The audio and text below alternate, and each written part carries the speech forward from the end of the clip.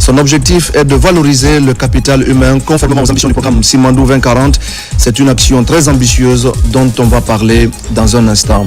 Le recensement biométrique des populations est lancé dans la région de Zérékoré. C'est le ministre Félix Lama qui a donné le coup d'envoi des opérations.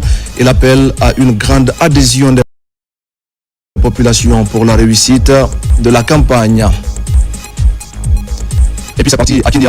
Pour les universitaires 2005, les activités sont lancées ici aussi par le ministre de l'Enseignement supérieur. Une semaine de compétition pour promouvoir l'excellence académique et la solidarité entre les étudiants de notre pays. Le gouvernement guinéen, à travers le ministère de l'économie et des finances, vient donc d'élaborer un programme cadre de renforcement des capacités du département. Il s'agit, je le disais au sommaire, de valoriser le capital humain conformément aux ambitions du programme Simandou 2040. L'objectif est d'éviter à la Guinée la situation de pays riches en ressources minières, mais très dépendants des institutions financières internationales. Amadou Touré. Dans le cadre du renforcement du capital humain conformément à la vision Simandou 2040, le ministère de l'économie et des finances lance le programme cadre de renforcement de capacités institutionnelles du département. Une initiative appuyée par le programme des Nations Unies pour le développement PNUD. Objectif, renforcer la gestion des finances publiques dans le but de garantir une gouvernance efficace et transparente. Vous voudrez aujourd'hui, à travers ce programme, effectivement, bâtir un écosystème qui intègre en fait toutes les infrastructures, de sorte que la gestion macroéconomique, la gestion des finances publiques soit effectivement arrimée, si vous voulez, à ce qui est attendu aujourd'hui des revenus des secteurs miniers. Il s'agit d'un programme très important qui permettra de renforcer les capacités institutionnelles, de moderniser les institutions et aussi de coordonner toutes les chaînes. Au fait, c'est nécessaire surtout pour donner un bon soubassement pour le développement de la Guinée. Ce programme de renforcement des capacités des ressources humaines rime avec la volonté des autorités de la transition à éviter à la Guinée le spectre de la malédiction des ressources naturelles à laquelle nombreux pays riches en ressources minières ont été victimes. Nous sommes en train de bâtir des schémas de développement et qui vont s'appuyer sur la projection des ressources que nous allons encaisser. Et la projection fait un encaissement annuel de près de 2 milliards de revenus fiscaux, chose qui est très importante. 25% des recettes sont supposées aller à Simandou Academy. 5% de recettes également au système éducatif. Il faut que nous ayons des compétences exceptionnelles dans des domaines pointus. Cette initiative, au-delà des capacités citées, va permettre à la Guinée de mobiliser plus de ressources et de rendre efficace le système de mobilisation et de sécurisation des ressources internes face au risque de déperdition. Et puis un important pari est en train d'être gagné en faveur de l'humanisation des prisons en Guinée. Plus de 650 lits viennent d'être installés à la maison centrale de Conakry. La conséquence, c'est que désormais, aucun détenu ne va se coucher à même le sol. Une initiative de gouvernement qui vise à garantir le respect des droits des prisonniers avec à la clé la promotion de meilleures conditions de détention. Abakar Ami Kamara et Tcherno Younoussaba. C'est une visite pleine de sens pour les détenus de la maison centrale de Conakry. Le ministre de la Justice vient s'assurer de l'effectivité de l'installation des lits dans les 2 nouveaux bâtiments récemment construits. À ce jour, 165 lits sont installés dans le bâtiment A pour 450 détenus. Dans cet autre bâtiment, 89 lits sont aménagés. Au total, plus de 600 nouvelles places sont créées à la maison centrale de Conakry. Les lits sont entièrement installés, bien équipés. Nous avions annoncé la commande portant sur 3000 lits. Ce n'est qu'une infime partie qui est installée à Conakry. Koya également aura... L'installation est en train d'être effectuée à Koya. Avec ces commodités donc, la Guinée honore son engagement dans l'humanisation des prisons. Pour celui qui connaît l'histoire de la maison centrale de Coronti, ces lieux ont été construits en 1932 pour une population carcérale de 300 personnes. Ce qui est compréhensible Parce qu'à l'époque, la démographie actuelle était inimaginable. La ville a grandi, la population s'est développée, mais ce lieu était toujours resté intact. La conséquence fâcheuse était une surpopulation carcérale, des conditions de vie extrêmement difficiles, et lorsqu'une épidémie est déclarée, c'est la contamination à outrance, suivie des décès de nos détenus. C'est tout cela que nous voulons changer. Avec la vision du président de la République, cela est l'accompagnement politique dont il fait montre à toutes les étapes de l'évolution de notre pays. L'installation des lits dans le milieu carcéral va se poursuivre dans toutes les maisons d'arrêt du pays. L'objectif est d'améliorer les conditions de vie des détenus. Toute une avancée dans le respect des droits de l'homme en Guinée. Dans l'actualité encore, Kankan, vers le lancement des travaux du futur hôpital régional à caractère universitaire. Il sera implanté à Foussé, un district de la commune rurale de Carfamoria. Pour viabiliser le site, une équipe était sur le terrain composée des agents de l'habitat, du ministère de la Santé et ceux du bureau du suivi des priorités présidentielles. Seconde étape, le terrassement du domaine de 7 hectares pour faire de ce projet présidentiel une réalité à Kankan. Tiamo Kaba est notre correspondant sur place. À la périphérie de Kankan, le district de Foussé, choisi pour abriter le futur hôpital régional de Kankan. Ce projet hospitalier à caractère universitaire sera bâti sur une superficie de 7 hectares. La construction de l'établissement sanitaire régional de Baté représente une opportunité unique de bâtir un lieu de soins, d'enseignement et de recherche à la hauteur des ambitions de la médecine de demain. Le site de Kankan, c'est un site qui est impeccable. Donc, du coup, je pense que après cette mission, on va essayer de voir l'étape suivante qui sera ce qu'on appelle ici le terrassement du site pour qu'enfin nous puissions démarrer les travaux dans un bref délai. L'entreprise aujourd'hui qui est chargée de mettre en exécuter ces travaux-là au bénéfice du ministère de la Santé, c'est que l'entreprise est fin prête. Et dans les jours à venir, vu que ce projet n'est pas anodin, c'est un projet placé sur les priorités présidentielles, nous espérons que les choses seront débloquées et très rapidement, d'ici la prochaine visite, que vraiment ce bijou sortira de terre. Très favorable au bien-être des populations, cette contribution significative du général Mamadi Doumbouya mobilise les acteurs sur le terrain pour exposer les grands enjeux de ce projet présidentiel avant le lancement officiel des travaux. Le président de la République a offert 4 hôpitaux régionaux à la Guinée et il a demandé de les paramétrer de la même façon pour les 4 régions. Le travail a été entamé pour Kindia, Labé, aujourd'hui on est à Kankan et après on continuera pour Zérékori. L'hôpital régional là, on avait parlé depuis combien de temps? Ça a été présenté combien de fois? Mais grâce au CNRD, grâce aux initiatives du général Mamadi Doumbouya, c'est devenu une réalité. Rester en bonne santé tout au long de sa vie définit les axes prioritaires du président de la République. En attendant, le service continue au sein de cet établissement qui accueille toute la savane guinéenne. Un établissement en plein cœur de Kankan qui sera bientôt décongestionné pour offrir une proximité unique entre les professionnels de santé, les chercheurs, l'enseignement et les entrepreneurs en santé. Je le disais également au sommaire de ce journal, c'est parti pour le recensement biométrique. Le programme national de recensement administratif à vocation d'état civil à Zérékori. Et c'est le ministre de l'Agriculture qui a lancé les opérations dans le quartier commercial au centre-ville. Félix Lama invite les citoyens à se faire recenser pour pouvoir jouir pleinement de leurs droits civiques. Mohamed Saliou Paya. Après la réunion préparatoire avec toutes les couches sociales de Zali, le ministre de l'Agriculture et de l'Élevage lance les opérations dans la région forestière. Invite est faite pour une mobilisation massive autour de ce recensement 2025.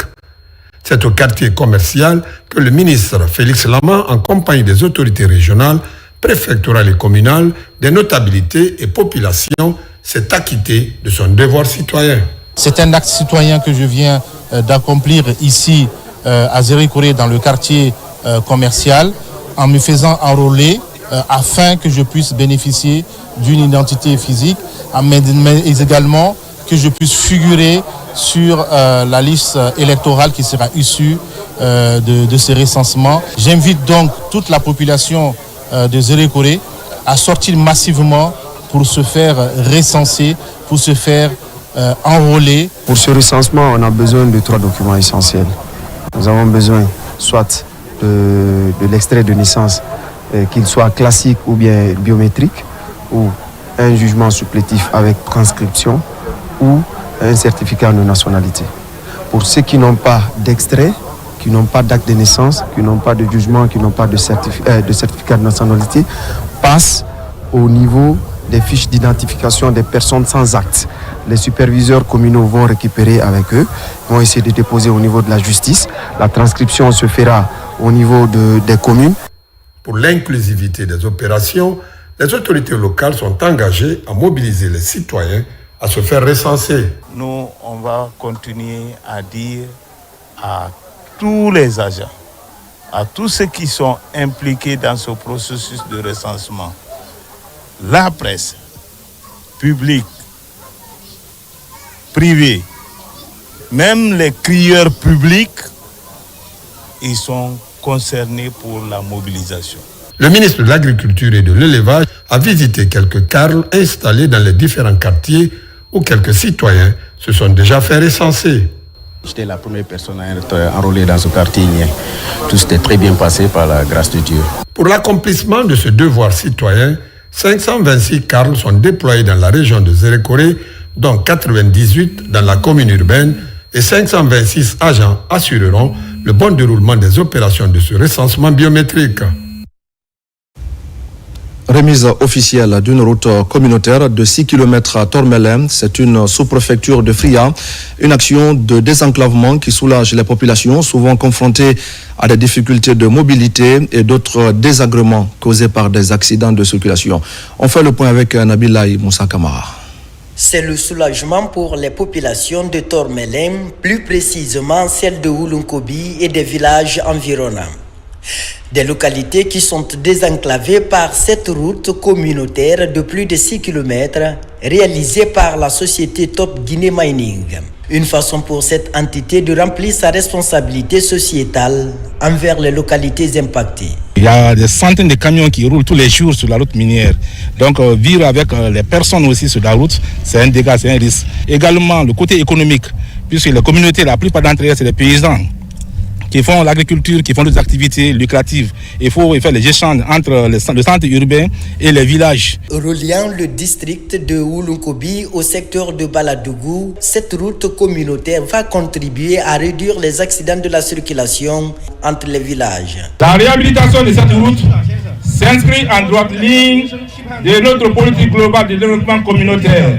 Elle vient résoudre des questions à plusieurs enjeux. L'enjeu sécuritaire, l'enjeu économique, l'enjeu du développement local à travers la construction des infrastructures socio-économiques de base et l'enjeu social. Le désenclavement de ce corridor très fréquenté est le fruit de la main tendue des autorités préfectorales de Fria. La route minière, elle est faite pour transporter la bauxite. Elle n'est pas faite pour être empruntée par les communautés. Mais les communautés ne peuvent pas laisser cette route tranquille si elles n'ont pas leur propre route. C'est ce qui a poussé les autorités à organiser ces séances de travail et des recommandations ont été formulées. Monsieur le préfet, votre implication personnelle dans la résolution des conflits, la sensibilisation des partenaires miniers et les populations des zones minières de notre localité a redonné de l'espoir, car nous en vivons aujourd'hui avec beaucoup de satisfaction qui s'explique par la construction de plusieurs forages, la réhabilitation de certaines pistes rurales, l'octroi des contrats communautaires, la création des emplois directs et indirects, assistance aux impactés lors des fêtes religieuses. En plus de cette route communautaire, un ouvrage de franchissement sera aussi mis à la disposition des populations. Dans le plan d'action de la société Top Guinée Mining, des forages sont aussi prévus pour les villages. lutter contre la pauvreté dans sa zone d'exploitation minière. Voilà l'objectif de la société AGB2A. Elle accompagne 3 groupements de femmes à travers la formation sur la gestion de projets, l'octroi des agréments et des chèques symboliques pour 3 groupements d'intérêt économique de Bofa. Abakar Junior Kamara. Les 3 groupements de femmes bénéficiaires de l'agrément du groupement d'intérêt économique sont de Ganganta, Dotere et Sumbouyadi dans la préfecture de Bofa. Ils reçoivent 3 chèques pour financer leurs projets générateurs de revenus.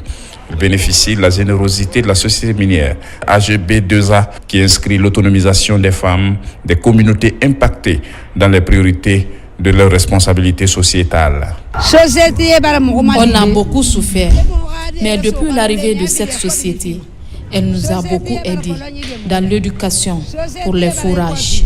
Et aujourd'hui, elle nous donne les chèques de 20 millions par groupement pour financer nos projets. Nous les remercions. Les 14 districts qui sont au compte de Tamita, vraiment, ils ont contribué pour l'avenir de Tamita. Et en plus de ça, Sumbouyadi n'avait pas de morgue à la mosquée. Et AGB2A est venu, ils ont construit. Et Gassia aussi n'avait pas de poste de santé. AGB2A est venu, le poste de santé était dans l'agonie. Ils sont venus, ils ont contribué, ils ont mis un poste de santé en place. Cette mobilisation des femmes bénéficiaires démontre leur reconnaissance à la société qui n'a jamais cessé de les appuyer dans la réalisation de leurs activités génératrices de revenus. Ce geste s'inscrit en droite ligne de notre programme de développement communautaire. Il faut savoir que ce programme aussi est le souci de notre gouvernement actuel et de la présidence, notamment le président Mamadi Doumbouya. La société minière AGB2A GIC met une stratégie d'accompagnement des populations impactées par la formation, l'information et l'identification des projets avec l'accompagnement financier pour lutter efficacement contre la pauvreté dans sa zone d'exploitation minière. Dans l'actualité encore, l'Observatoire de la démocratie, des élections et la bonne gouvernance est une organisation de la société civile des jeunes Africains vivant en France. La structure vient de décerner une distinction honorifique au président de la République général Mamadi Doumbouya. C'est pour ces différentes initiatives en faveur de la bonne gouvernance. L'ambassade de la Guinée en France a abrité la cérémonie de cette remise. Mohamed Souma et Amadou Touré pour des explications. Pour toutes les réformes engagées depuis le 5 septembre 2021 en matière de justice, de bonne gouvernance et autres actions de développement en faveur des communautés, le général d'armée Mamadi Doumbouya est reconnu à l'international. Ici, à Paris, une distinction honorifique lui est décernée par l'Observatoire de la démocratie, des élections et de la bonne gouvernance, ODEGA. Et c'est l'ambassadeur de la Guinée en France, Senkou Silla, qui a reçu le prix au nom du chef de l'État. L'histoire retiendra que c'est sous l'initiative de son général, de son excellence général Mamadi Doumbouya, que la Guinée a su tracer un chemin de gouvernance fondé sur des principes solides, inspirés des 12 principes de la bonne gouvernance, parmi lesquels l'état de droit, la justice équitable, la transparence et la lutte contre la corruption, l'inclusion et la participation citoyenne, l'efficacité des institutions publiques, le respect des droits et libertés fondamentales. Le label africain de l'excellence et de la bonne gouvernance est la distinction décernée au chef de l'État guinéen. Un immense honneur, selon la représentation diplomatique de la Guinée en France. Nous vous rassurons que ce message et cette haute distinction seront transmis à son très haut destinataire. Mais il y a surtout le pharaonique programme de Simandou 2040. Une vision qui relève de la haute clairvoyance présidentielle, un programme socio-économique complet et détaillé qui devra permettre à la Guinée de connaître une transformation de ses structures économiques pour les 15 premières années. En tant que structure de la société civile, l'ODEGA fonctionne comme un dispositif de coordination des connaissances, du suivi et de plaidoyer en matière de gouvernance et de sécurité humaine. Et pendant ce temps, ici en Guinée, c'est la mairie de Kissidougou qui vient de présenter son budget exercice 2025 aux citoyens. L'objectif recherché est de faire de la fiscalité locale un levier de développement et de justice sociale. Durant cette rencontre, les participants ont promis de conjuguer les efforts pour bâtir une commune forte et tournée vers l'avenir. Ibrahima Willem Fofana. Booster le développement communautaire le plus rapidement possible, un pari à gagner pour les autorités locales de Kissidougou. Au cœur des priorités de la mairie, la mobilisation des ressources locales pour ainsi impulser cette dynamique au cours de ce conseil communal. Un budget de plus de 4,7 milliards est présenté pour l'exercice 2025. Le budget citoyen vous sera présenté en un langage plus simple et accessible, permettant ainsi aux citoyens et citoyennes d'être mobilisés et des infrastructures qui seront réalisées par la commune dans le budget exercice 2025. D'où l'intérêt est pour vous, les citoyens, de contribuer à son exécution en payant sans contrainte ses impôts et taxes. Durant toute cette journée de présentation du budget communal, les citoyens présents à la rencontre sont édifiés sur la gestion budgétaire et la planification des projets à travers des documents. L'initiative est appréciée par les partenaires. Le budget 2025 présenté aujourd'hui est un document simplifié, accessible, conçu pour être compris par tous. Il permet à chaque citoyen, à chaque organisation de la société civile, à chaque partenaire de suivre les priorités de la commune, de participer aux décisions et d'exiger des comptes sur l'utilisation des ressources publiques. C'est un devoir sacré qu'on ne doit pas manquer par rapport à la redevabilité.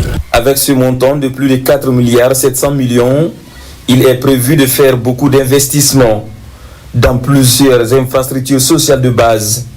Ce budget prévoit également des équipements de travail afin de renforcer les capacités opérationnelles de la mairie de Kissidougou. Au même moment, le ministère des Affaires étrangères et la Commission de la francophonie clôturent le concours sur la promotion de la langue française. Les lauréats ont été récompensés par des prix qui sont constitués d'outils d'écoliers et d'enveloppes symboliques. Plusieurs activités culturelles sont organisées pour encourager les apprenants à faire de la langue française un outil de promotion de la diversité culturelle et des valeurs sociales dans le monde. Nabilaï Moussa Kamara et Moussa Bangoura. Le ministère des Affaires étrangères est en synergie d'action avec la Commission de la francophonie pour célébrer la 15e de la francophonie. Cette rencontre marque la clôture du concours sur la promotion de la langue française ProLaf. Cette première édition a pour thème « Je médique donc j'agis ». Au cours de cette compétition, les stratégies de promotion de la langue française sont mises en place pour créer de l'émulation entre les élèves. La compétition a une importance capitale car ils permettent aux élèves de renforcer leur confiance en eux. Ils permettent aussi de découvrir de mieux la langue française. Je voudrais dire aux autres que tout le monde peut faire ce qu'on a fait ici, qu'il faut juste croire en soi. À ce rendez-vous, plusieurs cadres du ministère des Affaires étrangères ainsi que ceux des ministères sectoriels ont rehaussé de leur présence pour encourager la mise en pratique la politique de promotion de la langue française. La ProLaf est une activité phare qui laisse aux jeunes la possibilité d'imaginer et de bâtir un monde meilleur avec une langue commune qui est le français. Les objectifs visés par ce concours sont entre autres développer chez les enfants l'esprit de créativité à partir des mots, renforcer leur capacité rédactionnelle en français, permettre aux jeunes élèves de montrer à la communauté éducative leurs talents, leur degré de connaissance et de remaniement de la langue française. Pour encourager ces jeunes élèves, les lauréats à ce concours sont récompensés à travers des prix. Des activités culturelles ont couronné cette compétition. Lancement à la mairie de Ratoma des activités de la brigade de salubrité publique. Cette brigade a pour rôle de sensibiliser et de sanctionner des actes inciviques dans les quartiers en matière d'insalubrité. C'est pour éviter les maladies liées à l'insalubrité, surtout à l'approche des grandes pluies. Moussa Bangoura. La lutte contre l'insalubrité dans les quartiers et emprise de la route est enclenchée par les autorités communales de Ratoma. Ici à la mairie, les activités de la brigade de salubrité publique ont été lancées. Ces agents ont pour rôle de sensibiliser, mais également verbaliser les actes inciviques, notamment le jet des ordures sur la chaussée. Du suivi et ce contrôle de proximité sera désormais assuré par la brigade de salubrité publique. Ne soyez pas étonnés que si la brigade vous interpellait, même sur votre propre comportement par rapport à l'insalubrité. Pour mener à bien cette mission d'utilité publique sur le terrain, les responsables des services de défense et de sécurité sont mobilisés pour prodiguer de sages conseils. En tant qu'autorité de la commune, nous sommes prêts à les accompagner dans leurs activités. Il ne faut pas qu'il y ait faillite. Désormais, les quartiers doivent être propres. Là-dessus, invite est faite aux citoyens à s'abonner au PME du ramassage d'ordures. Merci à Moussa Bangora. L'actualité nous amène également ce soir au port artisanal de Kamsar, un endroit convoité à cause de ses activités commerciales des produits de la mer. Là-bas, vous allez le voir tout à l'heure, les mareyeuses s'activent tous les jours pour approvisionner le grand marché en poissons, une activité génératrice de revenus qui leur permet d'assurer surtout leur autonomisation. Younoussa Tawel Kamara, Bintou Touré et Mohamed Mara. Le port artisanal de Kamsar, communément appelé port Néné ou encore le nouveau port, est l'un des débarcadères les plus réputés dans le commerce des produits halieutiques dans la région administrative de Boké. Des activités souvent variées et diversifiées y sont menées par des pêcheurs, transporteurs et marieuses sous l'œil vigilant de la gendarmerie maritime et de l'agence de la navigation maritime, ANAM. Nous sommes contents de l'appui du président de la République qui nous assiste dans nos activités. Avant, on rencontrait assez de difficultés, notamment le transport de poissons vers les grands marchés du pays. Mais actuellement, Dieu merci, grâce au chef de l'État, le président Mamadi Doumbouya. Les grands marchés de la Guinée et certains pays voisins sont régulièrement approvisionnés en poissons frais et fumés par les marieuses du débarcadère de Kamsar. Elles bénéficient de l'appui matériel et financier du chef de l'État, le général président Mamadi Doumbouya.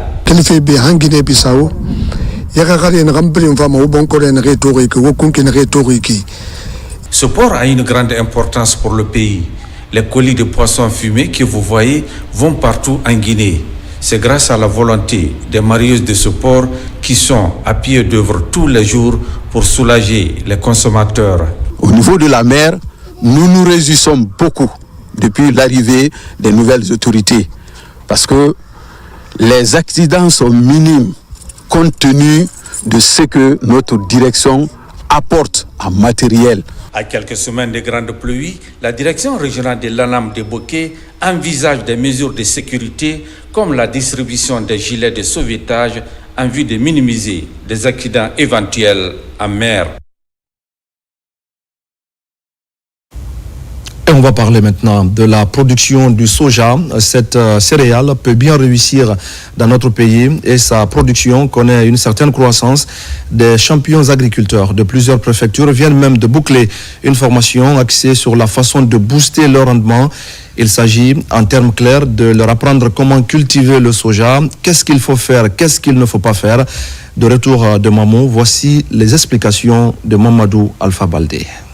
Après les plaines de Mafreya, la production du soja s'exporte à travers le pays. Culture d'avenir, des producteurs venus d'une dizaine de préfectures se réunissent à Mamou. Ils sont formés aux différentes étapes de production, les techniques culturelles et les contraintes à tous les niveaux. Et nous, on attendait les soja, on voyait l'huile de soja. S'il y a l'initiative aujourd'hui qui est venue en Guinée, pour nous les producteurs qui sont sur le terrain pour faire valoriser cette culture en Guinée, ça vraiment c'est un sentiment de joie. On attend aussi au sortir de cette formation que nous soyons outillés par rapport aux techniques culturelles des soja. Nous devons inviter les apprenants de cette formation de s'engager et d'être l'ambassadeur de leur préfecture. Ici, les avantages liés à la production sont largement partagés. Aujourd'hui, un projet dénommé Telibio promet même de racheter l'ensemble du soja produit partout dans le pays. Au Togo, au Bénin, c'est tellement consommé. Ils en produisent assez, ils exportent même. Ça crée de l'emploi au niveau local. Et nous, en Guinée, on a plusieurs terres productives. On a beaucoup de terres arabes qui sont là, qui chôment dans certains domaines. Donc on encourage non seulement les producteurs à continuer ce qu'ils faisaient, comme la production du maïs, du fonio, mais à s'intéresser également au soja. Le producteur n'a même pas à se casser la tête. Le projet est là pour tout racheter. Et c'est ça qui fait la spécificité du projet Téli. Nous, on n'a pas de limite. On vise dans les 5000 hectares. Mais pour cette première année, si on arrive à faire 500 hectares avec des producteurs qui sont impliqués dans la production biologique, on serait satisfait. La culture du soja fait déjà du chemin en Guinée. Cette céréale très convoitée dans les marchés internationaux ne prend que 3 mois de la semence à la récolte, ce qui peut constituer un débouché durable pour les agriculteurs guinéens. Le défi de l'égalité de genre dans toutes ses dimensions abordé dans un livre, l'ouvrage intitulé « L'égalité de genre, la société guinéenne de demain » est une initiative du ministère en charge de la promotion des femmes avec pour idée principale de promouvoir le genre dans notre pays. Mohamed de Camara. La question de la promotion de l'égalité des genres est un défi à relever pour le gouvernement guinéen. Des stratégies sont planifiées par le ministère en charge de la promotion des femmes et son partenaire PNUD. L'apparition du livre intitulé « L'égalité des genres, la société guinéenne de demain » concrétise la volonté de promouvoir le genre à travers tout le pays. C'est pourquoi ce livre aborde le défi de l'égalité des genres dans toutes ses dimensions. Voilà un livre écrit par nos experts qui documente notre expérience, qui va aussi inspirer d'autres pays, pas seulement la Guinée, mais d'autres pays qui aussi sont dans ce processus d'intégration des droits dans le développement pour avoir un développement équilibré.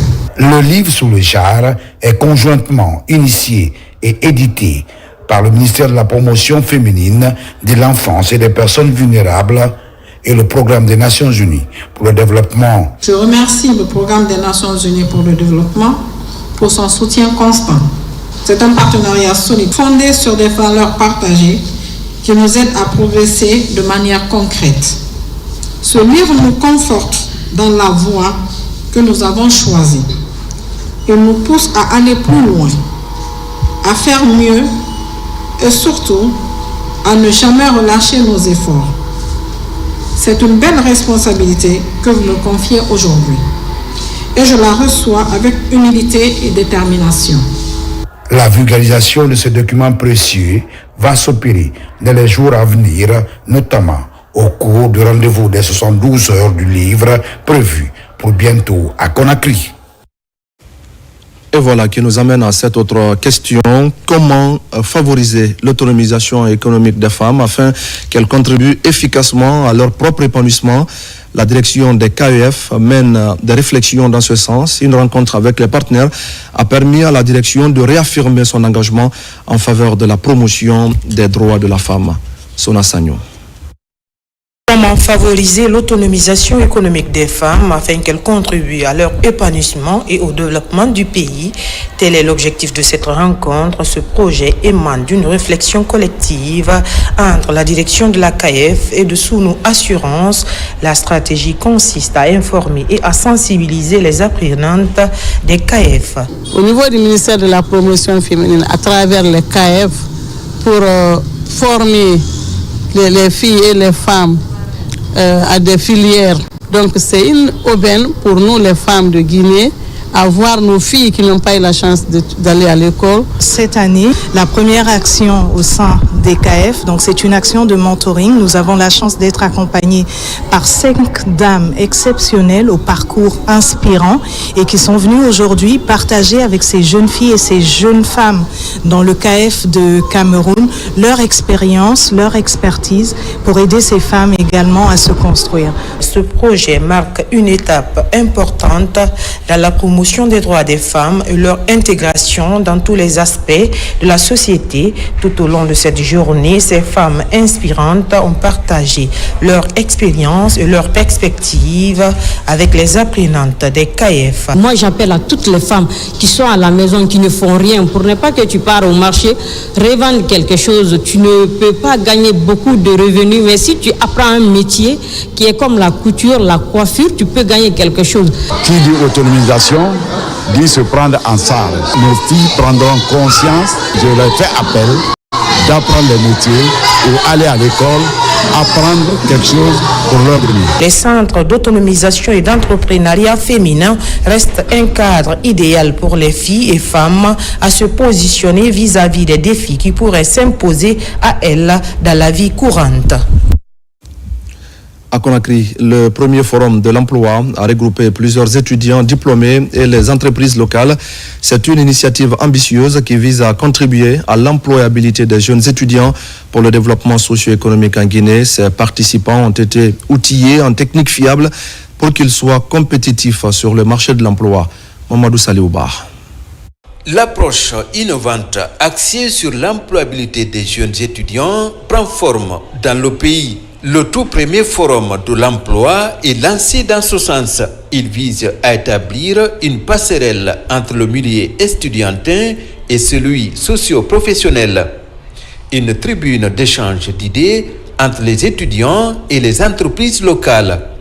Les entretiens devraient contribuer à promouvoir l'employabilité des jeunes étudiants et diplômés. Nous avons créé énormément de partenariats avec le milieu socio-professionnel afin de faciliter l'employabilité de nos étudiants. C'est ce que nous appelons aujourd'hui dans notre jargon le top management. L'université, ce n'est pas seulement la formation, mais c'est de créer un réseautage sérieux pour permettre aux étudiants, n'est-ce pas, d'être compétitifs sur le marché de l'emploi. Il faut les former dans les entretiens d'embauche, comment préparer un CV, comment réussir son entretien dans les entreprises. L'année dernière, nous avons fait la même chose. Et ça a marché. Nous avons pu employer près de 600 jeunes qui sont aujourd'hui dans les entreprises. Dans cette salle, plusieurs matières en rapport avec l'employabilité et la concurrence sur le marché de l'emploi sont déroulées. Ces experts en marketing et entrepreneuriat explicitent les opportunités d'emploi dans les secteurs d'activité, notamment celui minier. Dans le cycle ingénieur de la 3e en 5e année, nos étudiants font plus de 4 types de stages, dont les stages de visite études de terrain, deuxièmement des stages de recherche, troisièmement des stages ouvriers, comment s'adapter au système dans les mines, et quatrièmement les stages de performance, comment assister à des montages de nouveaux projets pour élargir, pour conduire la Guinée à l'innovation. Nous, FINAFRICA, nous avons jugé nécessaire de prendre part à ce forum-là pour détecter les talents, mais aussi pour faire connaître aux jeunes qu'il y a de l'opportunité chez FINAFRICA. Durant 3 jours, ces acteurs vont passer en revue toutes les stratégies sur l'insertion socio-professionnelle des étudiants sortants. C'est officiel, la communauté chrétienne de Guinée et d'ailleurs célèbre ce dimanche la fête de Pâques, une commémoration qui marque la fin de 40 jours de privation et de ferventes prières. À ce propos, voici la déclaration du ministre secrétaire général chargé des affaires religieuses. Il est au micro de Sorba Bangora et Marwan Kamara.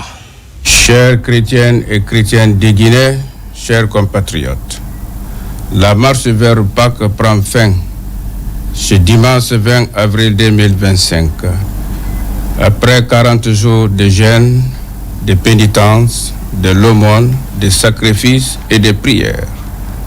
À cette occasion salutatrice, j'ai l'honneur au nom de son Excellence, Monsieur le Président de la République, chef de l'État, chef suprême des armées, le général d'armée Mamadi Doumbouya, et celui du Premier ministre chef du gouvernement, M. Amadou Riba, souhaiter bonne fête de Pâques à tous les chrétiens du monde en général et en particulier à ceux de la Guinée.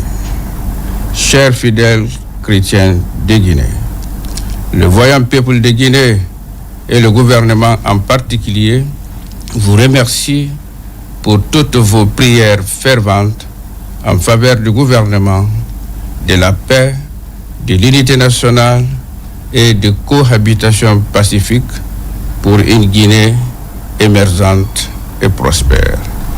Bonne fête de Pâques à toutes et à tous. Que Dieu bénisse la Guinée et les Guinéennes. Je vous remercie.